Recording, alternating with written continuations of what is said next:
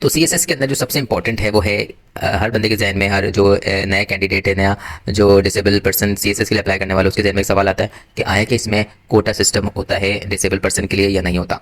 तो इसका जवाब है कि सीएसएस में कोटा सिस्टम नहीं होता। ये एक ओपन मेरिट टेस्ट है जिसके अंदर ओपन मेरिट पे डिसेबल पर्सन जैसे कोई आम शख्स है उसी की तरह ही आप जो है ओपन मेरिट पे जो है वो इसको एग्ज़ाम को देते हैं और पास करते हैं।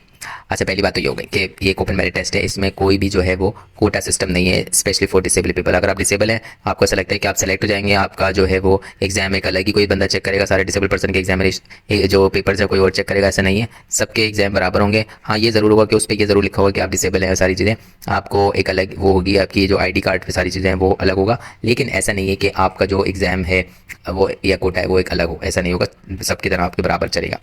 पहली बात तो हो गई कि कोई कोटा सिस्टम नहीं है इसमें। तो पहली बात तो हो गई है कि सीएसएस में डिसेबल पर्सन के लिए कोई कोटा सिस्टम नहीं है। आप ओपन मेरिट जैसे दूसरे लोग हैं एग्जाम देते हैं, सेम उसी की तरह ही आप एग्जाम देते हैं यहाँ पर, और जो है अगर आप पास हो जाते हैं तो उन्हीं का क्राइटेरिया फॉलो करते हैं और आप अपनी सीट्स एलोकेट करते हैं। There is no quota for disable person. पहली बात तो ये हो गई।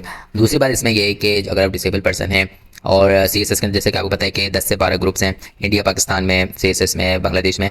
हमारे ये जो सीएसएस है डिफरेंट डिपार्टमेंट्स में ग्रुप में डिवाइड हुआ है। अगर आप एग्जाम पास कर लेते हैं तो आपको फिर डिपार्टमेंट्स की एक वो दे दिया जाता है कि कौन से डिपार्टमेंट में जाना चाहते हैं। आपको जैसे पता है कि जो टॉप के, अगर मैं आपको बताना चाहूँ, जो टॉप के जो कैंडिडेट्स हैं जो टॉप पोजीशंस लाते हैं, जो हाई स्कोर करते हैं सीएसएस में, उनको सबसे अच्छे डिपार्टमेंट दिए जाते हैं। फॉर एग्जांपल कस्टम हो गया, फॉरेन सर्विसेज हो गया आपका, जिसके अंदर एम्बेसीज आ गई, और जिसमें जैसे लोग जो है वो फॉरेन जाके, हमारी जो एम्बेसीज है पाकिस्तान की डिफरेंट कंट्रीज़ में, वहाँ पर जाके आप जो है वहाँ पे जॉब करते हैं, या यहाँ पे जो फॉरेन जो पॉलिसीज़ हैं, इंटरनेशनल रिलेशंस हैं, उनके जो डिपार्टमेंट्स हैं वो आपको टॉप डिपार्टमेंट्स मिलते हैं जो आप टॉप कर देते हैं अगर सीएसएस में।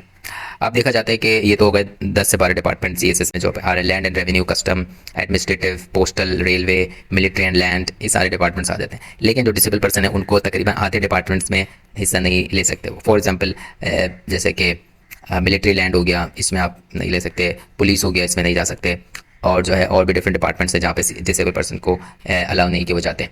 लेकिन ये कि फॉरेन सर्विसेज एक ऐसा डिपार्टमेंट है यहाँ पर भी अलाउ नहीं था डिसेबल पर्सन को। लेकिन इन 2017 एंड 16, 2016-17 के अंदर दो ब्लाइंड पर्सन हैं, उन्होंने सीएसएस का एग्जाम दिया और उन्होंने टॉप पोजीशन ली, और उनको भी ऐसा ही हुआ कि उनको नहीं जाने दिया फॉरेन सर्विसेज में। लेकिन उन्होंने जो है इस पे कोर्ट केस किया, कोर्ट केस करने के बाद वो जीते और उसके बाद बाकायदा उनको अलाउ करा, और अब वो जो दोनों कैंडिडेट्स हैं वो जो है फॉरेन सर्विसेज के अंदर जॉब कर रहे हैं। सो बाज़ डिपार्टमेंट ऐसे जिसमें डिसेबल पर्सन नहीं जा सकते हैं, उनका क्राइटेरिया बिल्कुल ही अलग है। और आपके अगर आप डिसेबल हैं तो आपके 4 से 5 डिपार्टमेंट्स ऐसे हैं जिसमें आप जा सकते हैं और आप जो है जॉब कर सकते हैं सीएसएस के थ्रू। पहली बात ये हुई कि कोई कोटा सिस्टम नहीं है। दूसरी बात ये हो गई कि अगर आप सीएसएस में जाना चाह रहे हैं तो आपके लिए जो डिपार्टमेंट्स हैं, जो ग्रुप हैं, वो तमाम अवेलेबल नहीं है। आधे ग्रुप हैं जिसके अंदर आप जा सकते हैं, आधे ग्रुप में आप नहीं जा सकते। ये हो गई 2 बात। तीसरी बात ये हो गई कि आए कि आपको कोई बेनिफिट देता है ड्यूरिंग द एग्जाम या नहीं देता। तो ये बताना चलो कि सीएसएस में जो है आपको, अगर आप डिसेबल है, फिजिकली डिसेबल है, तो आपको कोई भी बेनिफिट नहीं दी जाएगी। ये एक ओपन मेरिट एग्जाम है और आपको नॉर्मल नॉन डिसेबल की तरह ट्रीट किया जाता है जैसे आप नॉन डिसेबल्स हैं। हाँ, अगर आप विजुअली इम्पेयर्ड हैं, ब्लाइंड पर्सन है, विजुअली इम्पेयर्ड हैं, तो जो है आपको एक 15 मिनट का रिटन एग्जाम के अंदर रिलैक्सेशन देते हैं। एक्स्ट्रा 15 मिनट्स दिए जाते हैं ताकि आप अपने जो कम्युनिकेटर, अगर आपका जो राइटर आपके साथ जा रहा है उसके साथ आप ज़ाहिर है उसको बताया, वो लिखा है तो थोड़ा सा डिले आता है, तो उसके लिए 15 मिनट एक्स्ट्रा देते हैं आपको, वो भी विजुअली इम्पेयर्ड ब्लाइंड के लिए।